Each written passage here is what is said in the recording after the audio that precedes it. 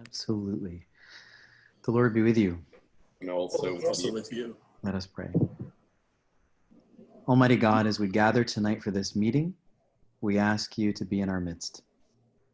In this time that we've set aside to learn how to more effectively give voice to our most pressing concerns, free us from all anxieties and distractions, that we might be present to one another, that we might hear what you would have us hear and offer what you would have us offer. Inspire our hearts with your loving, liberating, and life-giving spirit, so that all we say and all that we do is faithful to you and to your people and to the work you would have us do.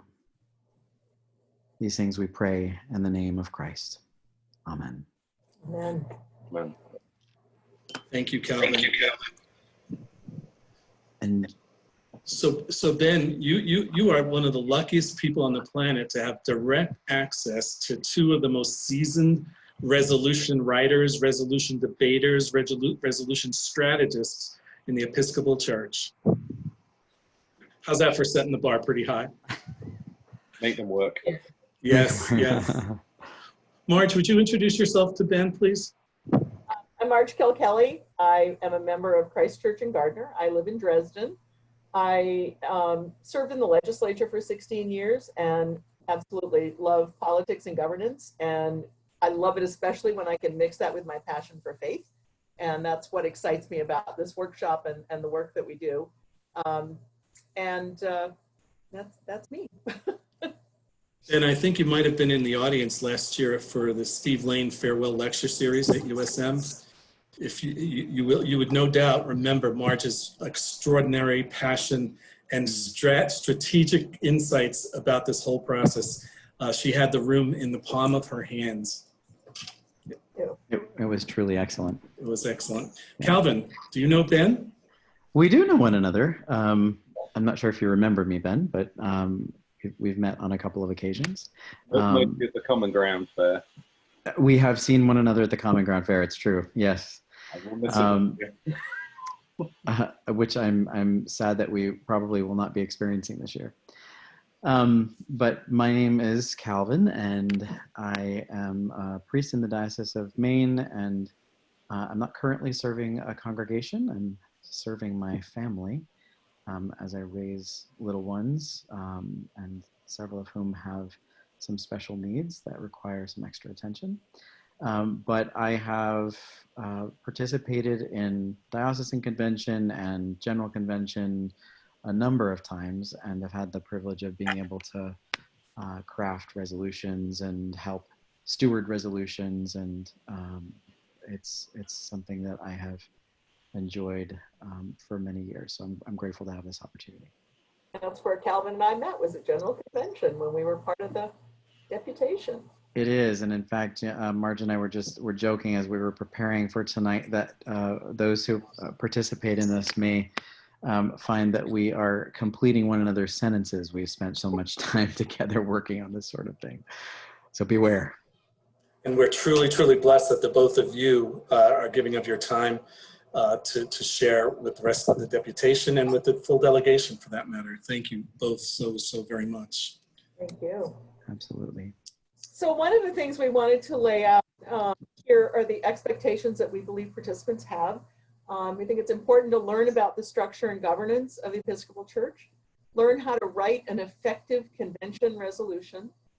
We're ready to answer questions when they come up, so don't feel that you need to wait until the end for questions. This is going to be recorded for future reference so that folks who were not able to be here tonight can. And we really want to engage in a question and answer process, and ideas that you have or things that you might think might make this presentation better. So any of those are up for grabs.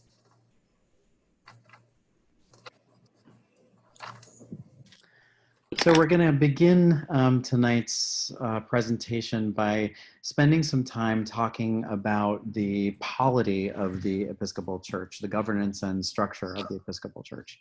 And before I launch into that, I just want to let you know that this section, the first section of this part of the presentation, really is heavily informed by the information that's provided on the website for the Episcopal Church. If you go to episcopalchurch.org, you can actually find a glossary of definitions on the website that is incredibly useful. And so I invite you to look at that to expand your knowledge of what I'm going to run through very, very quickly. So polity, we get the term from the Greek word for city. As generally used in common speech, polity refers to the manner in which a city or nation is governed and the collection of laws governing any particular political body. When referring to the church specifically, polity also refers to how the church is governed.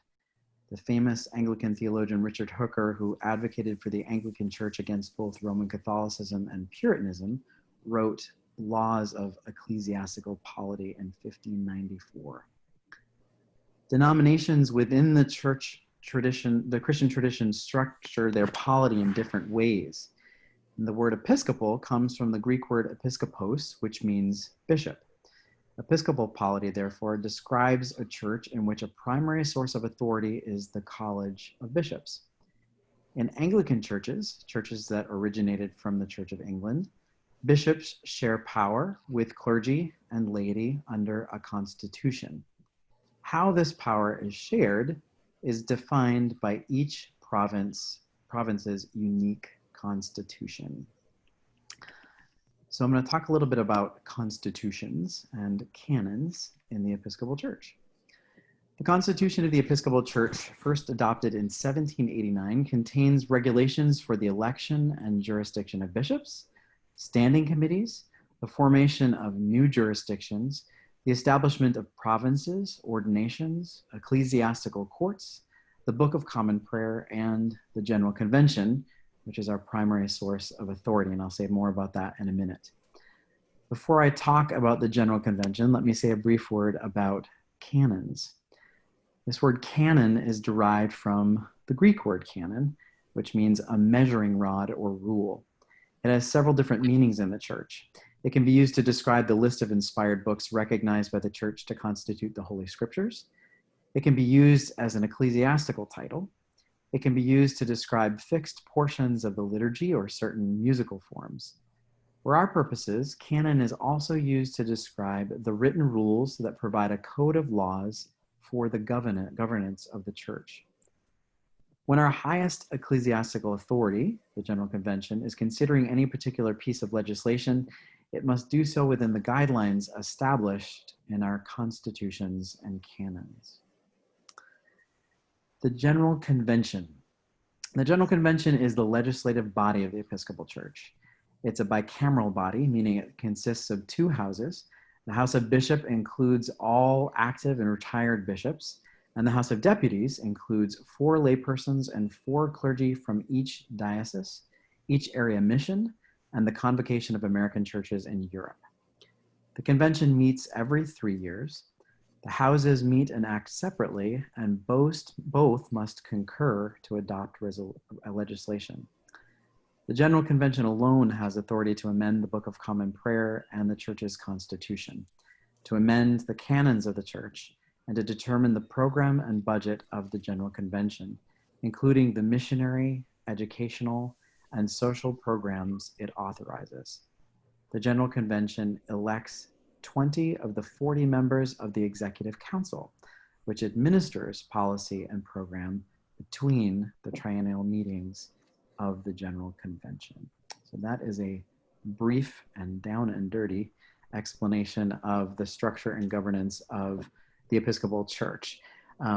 But similarly, there is a structure and governance within each diocese. And the Diocese of Maine also has its own system of structure and governance. The bishop is, of course, the pastoral leader of the diocese, and also has a role in helping us stay connected to the wider church and holding us accountable to the policies and practices of the wider church. But of course, the bishop works in concert with other bodies within the diocese. And those bodies include the Standing Committee, which serves as an advisory for the bishop. and in the absence of the bishop, also serves as the ecclesiastical authority for a diocese. Standing committees also are the ones who ultimately facilitate a transition that may happen in a diocese when we're searching for a new bishop. Diocesan Council is another body within the diocese that helps us to function between our own diocesan conventions. And it is comprised of representatives from each of the areas of the diocese. The trustees are another group that is incredibly important to the life of the diocese, managing the investments and funds for diocesan life. And then there is, of course, the staff that we hire to help us with our day-to-day life in the diocese. And I've asked John to say a word about the Maine Episcopal Network for Justice and how it fits into the structure of the diocese. And my memory is that we met shortly after the creation of the Episcopal Network for Justice in Belfast. Is that correct? No, excuse me, in St. Andrews. Yeah, Newcastle. Yes. And I remember, I don't remember what was spoken, but I remember you saying something, and one particularly hot-headed person responded to you, and your response to that person was brilliant. I remember it being calming. I remember it being non-confrontational. I honestly don't remember what you said, but I do remember the occasion where I was a little nervous, but you handled it brilliantly. I think that speaks to everyone who wants to preach. They're not going to remember what you say, it's how you say it. Exactly. Well, I was really, really glad you were in the room that day, because I would have been a nervous wreck. But the network has truly grown since then. We've been we've become very influential in the work of the state legislature over the past several years. And our influence with our delegation in Washington, D.C.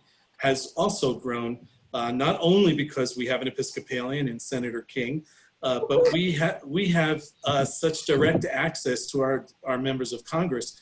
I would say once every 2 weeks we get an email. I get an email from Washington, from our office in Washington, asking me to bring something or other to the attention of either one or all of our members of Congress.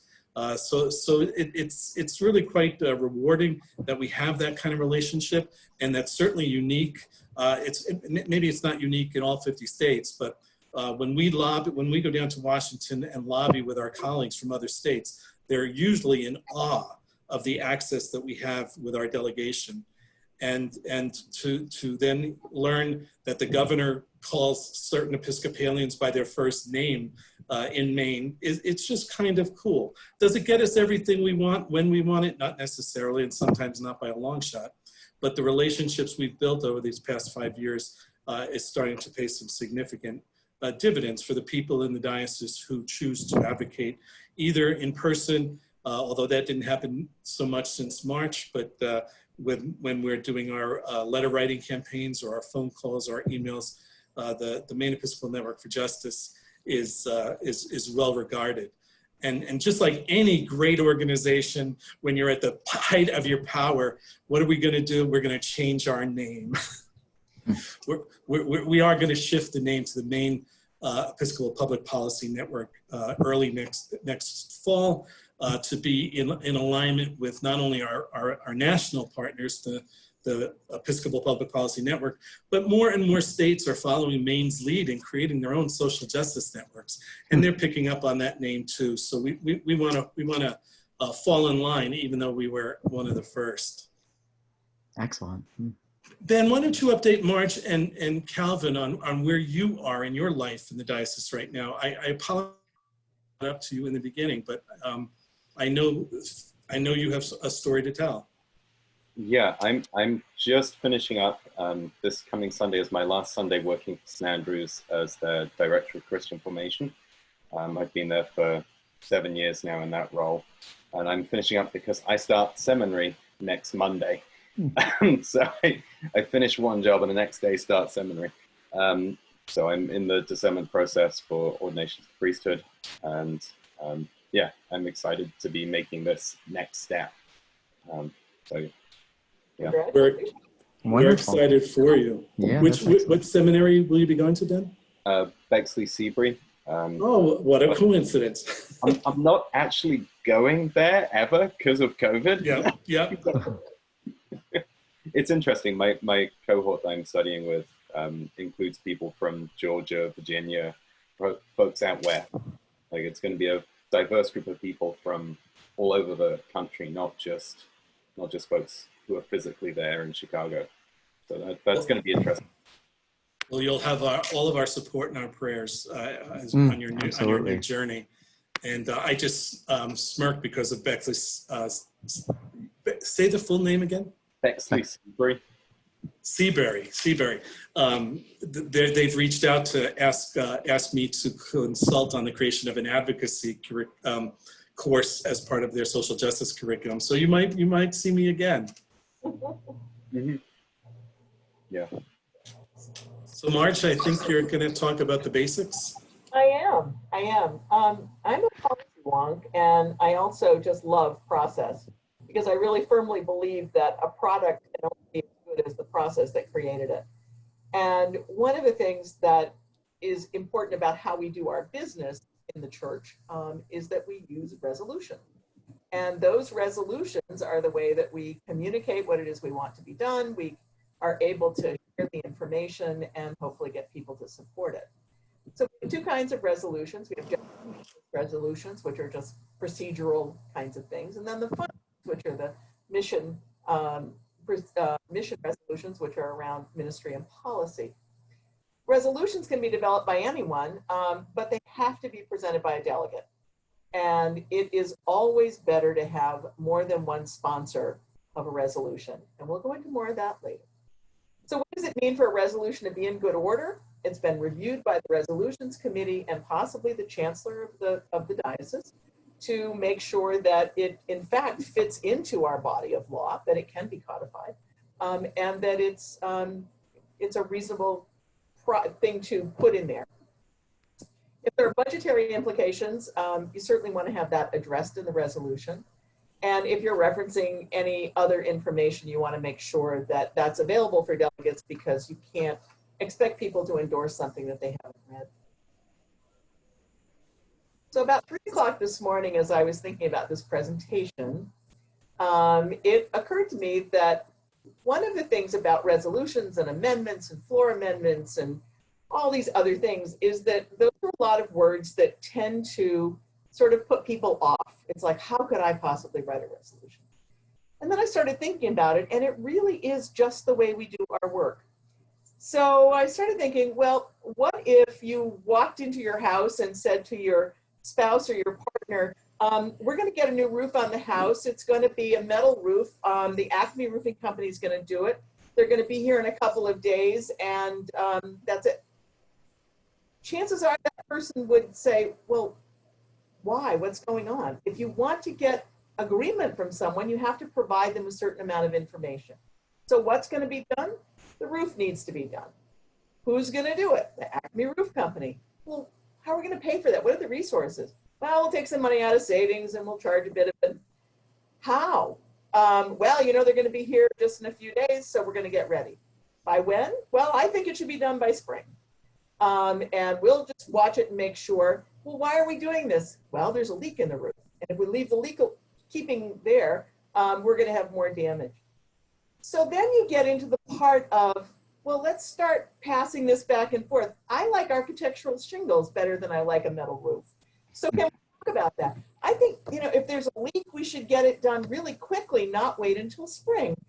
All of those things become part of the agreement that you reach in order to move that forward. And that's two people talking.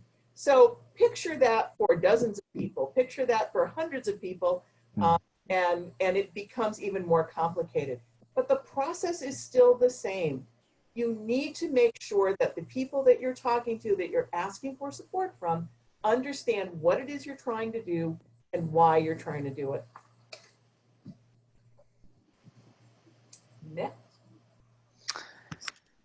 So when proposing resolutions, either for a diocesan convention or a general convention, it's really important to include information about why the particular question that you're dealing with is relevant to us as people of faith.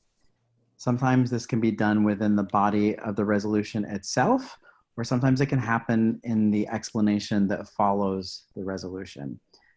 Providing biblical, theological, or historical evidence to support the case for your resolution makes it stronger and more likely to be adopted by the body.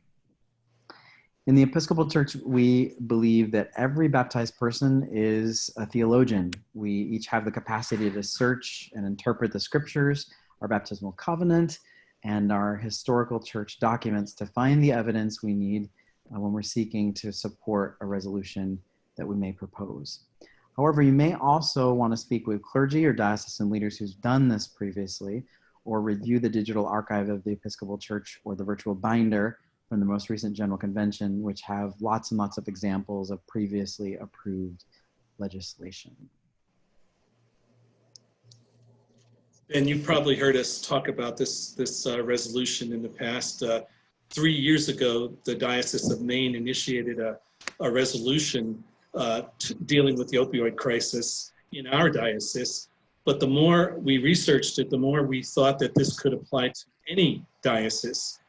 So ultimately, we started marketing or lobbying the legislation to our colleagues in Province 1, our neighbors, those most likely to support us. And it didn't take a whole lot of conversation, quite frankly, because the resolution was written so that it was common sense, it was easily understood, the theological grounding was there. It really was quite something to witness. And then after we got the 7 or 8 companion dioceses in Province 1 to sign on as co-sponsors of the resolution, we took it nationally. We took it outside the province. And I think ultimately, before we got to Austin, Texas in 2018, I believe we had 41 companion dioceses as co-sponsors of this resolution. We had done our job. And I like to say, unfortunately, we did our job perhaps a little bit too well, because when a resolution was brought to the floor with that much support, there really was no debate. It literally went under the hammer of the presiding officer at the time, because everyone had signed off on it. But we didn't get to talk about the substance of the bill on the floor of convention. And I think I missed that opportunity, but I also am glad that the resolution passed and it originated here in the Diocese of Maine. So I love talking about that, because I'm hopeful that for the next General Convention, whenever that ultimately happens, that the Diocese of Maine can bring another resolution, a resolution that we passed last year at Diocesan Convention, which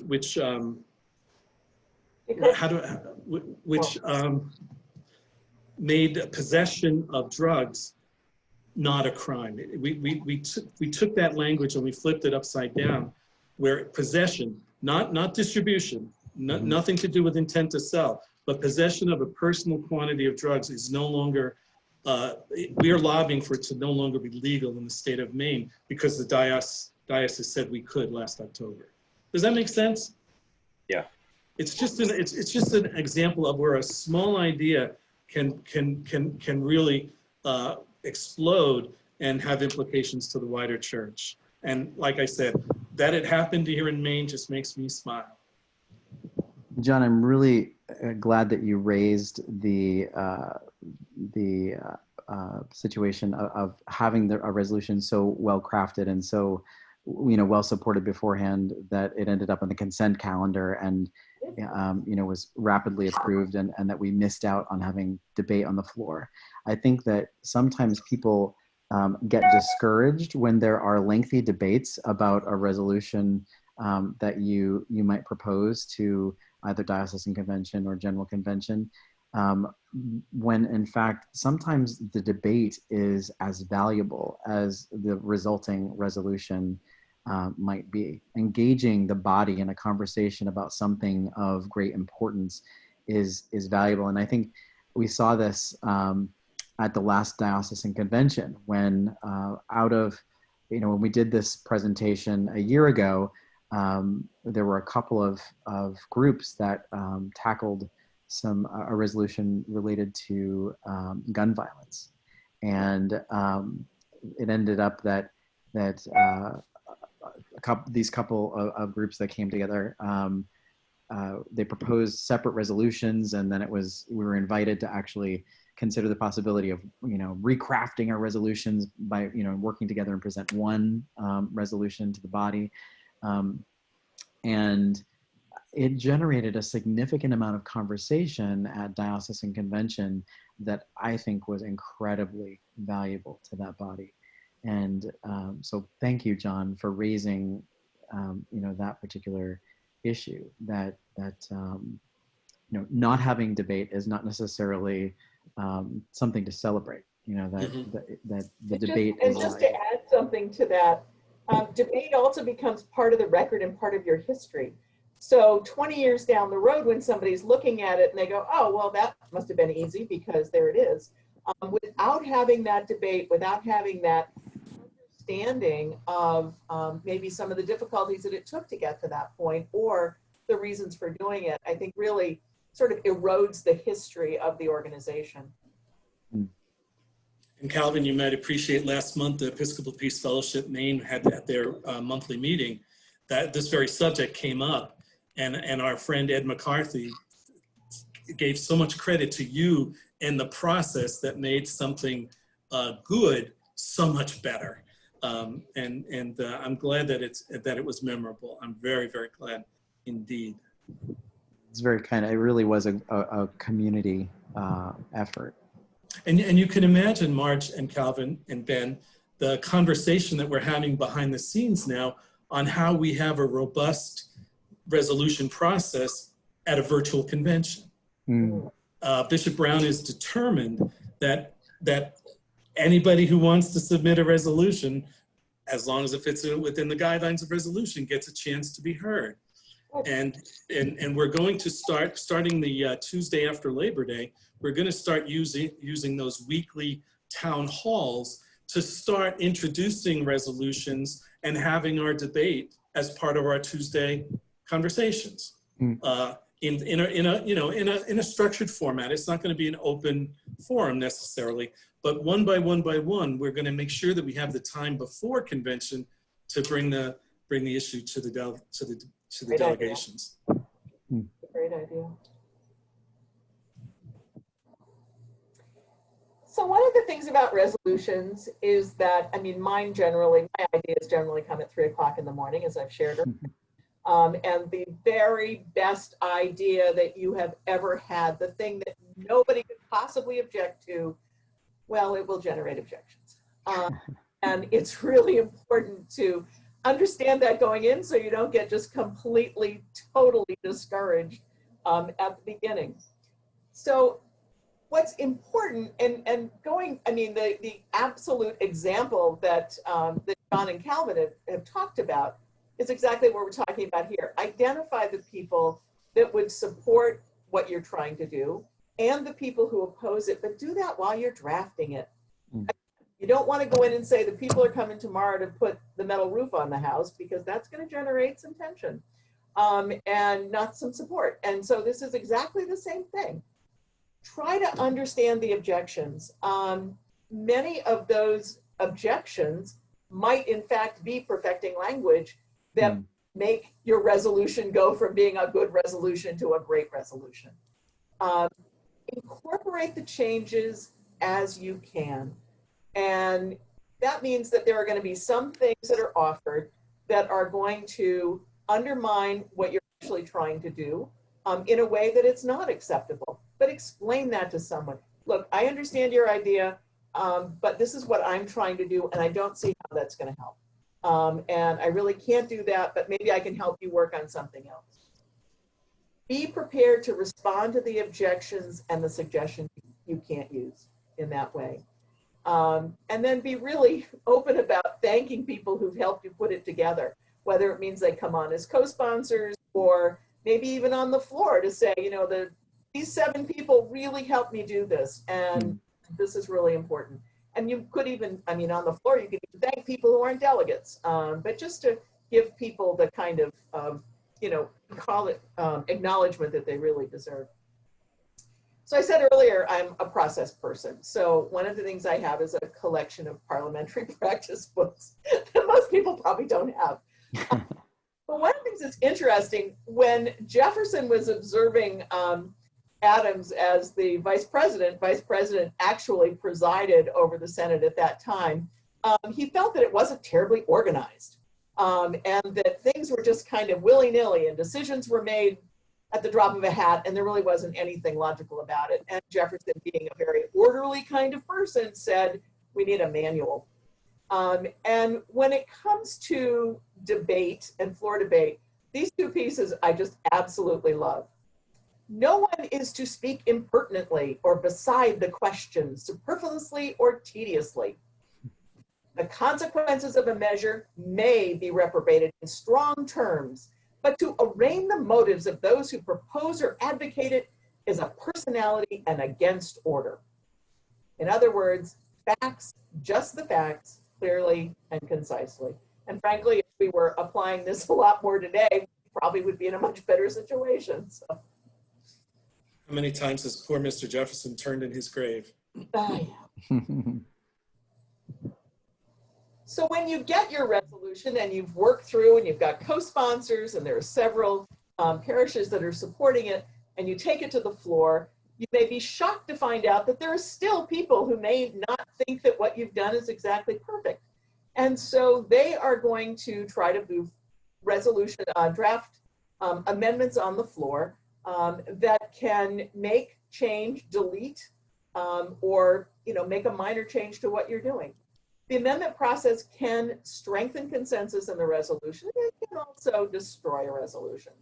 So it's really important to understand, is this a friendly amendment that you're putting forward, or are you really trying to just undercut everything that I'm doing? So debating the resolution or an amendment, there are some basic things that are really just obvious, but it's often difficult when you get up on the floor to remember it. You need to, first of all, get up and tell, are you in favor of this resolution or amendment, or are you against it? So that you're setting that out in the beginning and people can then follow what it is you're saying. Be brief, and that's what we heard earlier. When the debate gets too long, frankly, people just kind of fall asleep. So be brief. And remember, Jefferson admonishes not to be tedious. He also said, don't call into question the reason that someone put that forward.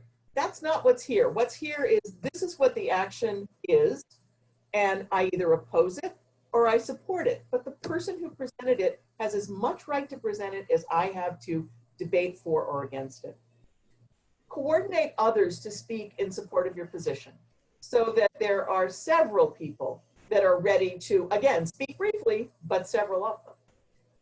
And encourage the convention to vote in favor or opposition.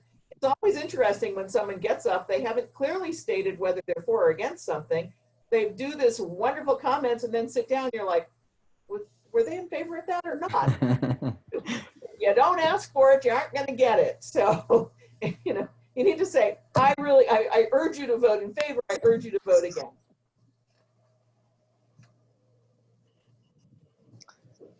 So we come to the part of our time together where we hope to engage you, Ben, in some conversation.